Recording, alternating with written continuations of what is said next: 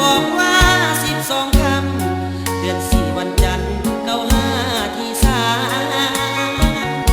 เท่าแก่เตรียมพร้อมมาฉลองมือวันแต่งงานเพื่อนฝูงญาติมิตรลูกหลานก็เตรียมพร้อมในงานจันดาจดหมายบัตรเชิญอายก็ยินดีแต่มันสามใจเหลือดีสัวหรือดีก็มีคำลาจนกว่าจะหูหมดทางสู้แล้วน้องจันดาเป็นยังบ่บอกให้มาว่าน้องจันดาเป็นคนหลายใจยินดีให้เจ้าเข้าสู่วิ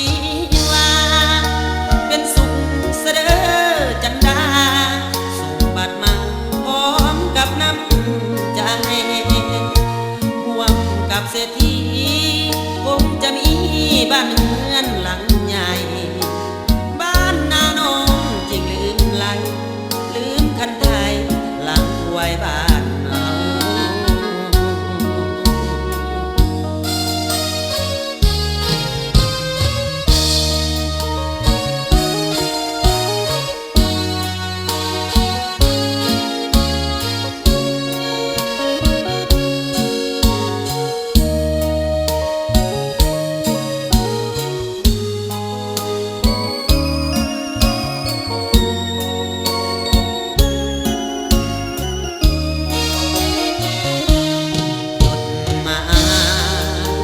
บัตรเชิญอายก็ยินดีแต่มันสามใจเหลือทีสัวหรือดีก็มีคำลาจนกว่าจะหูหมดทางสู้แล้วน้อจันดาเป็นยังบ่บอกอายมาว่าน้องจันดาเป็นคนหลายใจยินดีให้เจ้าเข้าสู่วิวาเป็นสุขเสด็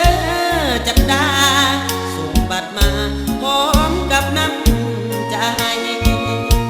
ร่วมกับเศรษฐีคงจะมีบ้านเรือนหลังใหญ่